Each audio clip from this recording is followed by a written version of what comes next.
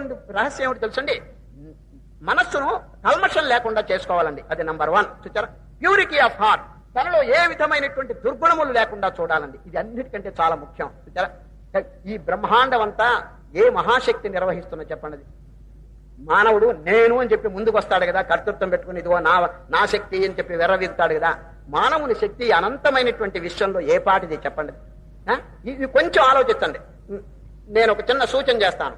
ఎప్పుడైనా అహం కలిగిందా ఒక చిన్న ఉపాయం అవలంబించండి. ఏమిటో తెలిసిన, రాత్రిపూట కొంచెం మేఘము లేని టైంలో ఆకాశం చూడండి. ఆకాశం చూస్తే అగణితములైనటువంటి నక్షత్రములు. ఓ రామరామ, ఏమిటండి ఈ సృష్టి? ఏమిటి ఈ భూమి? మనం ఇంత నివసిస్తున్నటువంటి భూమి అసలు ఎట్లాస్లో దానికి ఏమైనా వాల్యూ ఉన్నదా చూడండి. ఎస్ట్రానిమర్స్, ఖగోళ శాస్త్రజ్ఞులను అడగండి. ఈ భూమికి అసలు వాల్యూ లేదండి.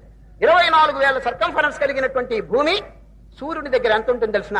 సూర్యుడి దగ్గర యాటం, చిన్న యాటం వలె ఉంటుందండి. మరి సూర్యుడు ఎంత పెద్దవాడు చూడండి ఈ భూమి కంటే. కొన్ని వేల రెట్లు పెద్ద. ఆ సూర్యుడు ఎట్లా ఉన్నాడు తెలిసిన? ఒక చిన్న నక్షత్రం అండి. Is only A nearest star. అది ఇన్ని నక్షత్రాలు ఉన్నాయి కదా, కొంచెం ముందుకు వచ్చిందండి ఈ సూర్యుడు అనేటువంటి నక్షత్రం. కొంచెం ముందుకు వచ్చింది కాబట్టి ఇంత ప్రకాశంగా ఉన్నది. ఆ వెనుకున్నటువంటి నక్షత్రాలు ఇంకా ఎంత తేజస్సు కలిగినవి ఎవరికైనా ఉన్నదా? 1, 2? ఒక్క సూర్యుని చుట్టూ 9 గ్రహాలు నడుస్తున్నాయే, ఏమండి తిరుగుతున్నాయే. మరి ఆ సూర్యుని చుట్టూ ఎన్ని గ్రహాలు తిరుగుతున్నాయి? వాటిలో ఎన్ని జీవరాశులు ఉన్నాయి? ఎవరికైనా తెలిసినా? కనుక ఇదంతా చింతన చేసేప్పటికీ నిరహంకారం. ఆ భగవంతుని యొక్క విశ్వరూపం ఒక్కసారి కనుక ఆలోచిస్తే ఈ అనంతమైనటువంటి దగ్గర మానవుడు ఎంత వాడు చెప్పండి. ఇప్పుడు ఈ విశ్వంలో ఈ సూర్యుడు ఎంత చెప్పండి? సూర్యుడు ఎంత? చిన్న నలుసు. ఆ సూర్యుని దగ్గర మన భూమి ఎంత చెప్పండి?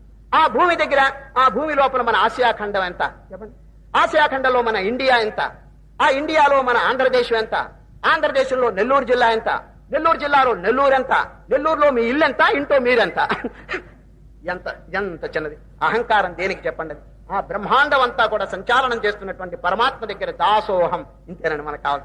నీ పాద కమల సేవయు నీ పాదార్చకులతోటి నయ్యమును నితాంతాపారభూత దయయు తాపసమందార నాకు దయసేయగది. ఇంతేనండి.